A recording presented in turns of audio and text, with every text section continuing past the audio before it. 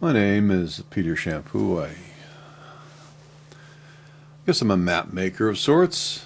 What I do is I take patterns in nature and in culture and try to come up with some kind of geometry that would display, depict, create a holistic view of society and patterns and interrelationships of various geographic sites. What you see in front of you is the database that I have on Google Earth. Over the years, prior to Google Earth, I would have to generate my own maps, making raster files, endlessly compiling these things and transferring different lines to different scales. And with Google Earth, I'm able to go to multiple scales and from planetary down to the local. Another way that I use Google Earth is looking at ley lines and ley patterns, if you will. This particular ley pattern can be followed around the world. We'll just make it a flyover.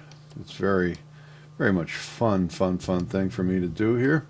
This particular, what I call these are ley lines, or ley bandings, if you will, because these are wide bands that go through. Now this particular band that we're looking at, I call the Acadian ley because it links the Acadians of Nova Scotia up here with the Acadians of Louisiana, where they emigrated to after they were kicked out of Canada.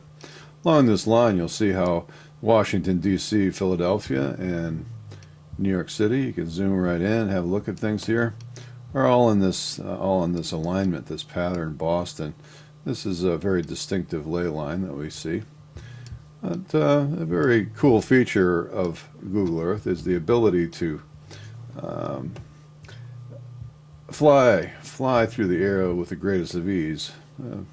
Having grown up on Superman, this is particularly fun for me. And you'll see that this ley line also goes through Atlanta down here. This is Atlanta, Georgia, and Mobile, Alabama right here, and right over the delta of the Mississippi River and down here to Mexico. Now if we take Mexico City, in fact, perhaps the Great Pyramid there, and maybe even the Guadalupe shrine. If you follow this ley line across the world, as I said, we were going through Atlanta, up along the Appalachian Mountain, and we hit D.C. and Philadelphia, New York City, New Haven, Boston, right up through the Bay of Fundy, and these great natural forces. Here we have Newfoundland, that is a triangulation, actually pointing like an energy focus down into the coast. Now we're going across the Great Pond, across the mid-Atlantic Rift, which is where the expanding Earth is taking place there. And we'll keep flying if we can over into England and Ireland. You'll see that this line continues on through Europe and over down through the old Yugoslavia and Kosovo, and down through Greece and Turkey and across Cyprus and into the Middle East. So this is one might say that this is a line that connects Western civilizations. So we have the Western civilizations of Europe and Asia, and the Western civilizations of America, connected by this unifying line. Now what we'll do from here, go look at some other ley patterns. The Silk Road line.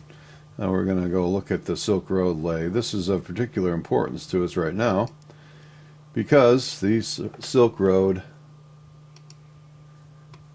this line, is where America is dancing right now, and it's a place of great conflict and stress. And I just wanted to bring this to the world's light here to show what's actually transpiring. Now if you look along this line, you'll see that it goes through.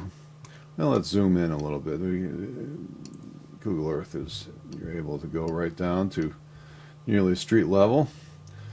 And you'll see it starts out down here in Jerusalem, West Bank, and we'll give it a little tilt here so we can go right around through the Middle East. You'll see that here is Jerusalem. Here is Baghdad. Coming down into the screen now. There's Baghdad. And if we keep following the Silk Road line, it goes out through Iran. What's going on in Iran? And over through Afghanistan right here, where we have Kabul, Afghanistan. And of course, there's a war going on here. And the next stop is Islamabad. And with the recent assassination of the once Prime Minister Bhutto up here in the north, this area is now the next place to be in flames. So this is kind of the Silk Road train is also something that is connected with Tibet. Here you'll see the old province, the old country of Tibet, now a province of China. And also notice that this is the arc of the Himalaya mountains. So from point to point, this from end to end, this line describes that arc of the Himalayan mountains, and it goes over here to Hong Kong.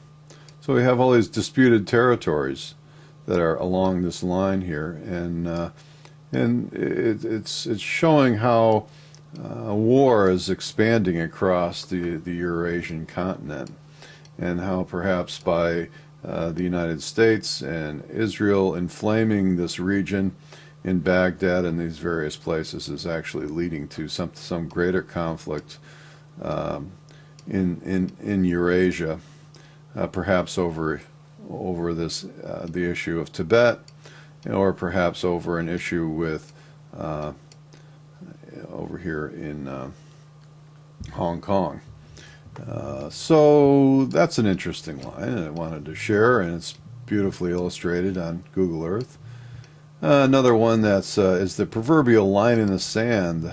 I had the thought that this purple line here, this Acadian line that was coming over from North America, actually went through Dublin and London. It did on the global models that I had used prior to Google Earth, and perhaps it's not showing that this. I'm not quite sure if this is totally accurate or not, or if Google Earth is totally accurate or not, but this line here depicts a proverbial line in the sand. We have a Dublin and London, a kind of an eternal conflict here between the Franco-German border, another eternal conflict that's been going on for many centuries. This green line comes down through Kosovo and Serbia and right down through here in Troy, where the ancient Troy was located, and again down here into Jerusalem and on into Saudi Arabia.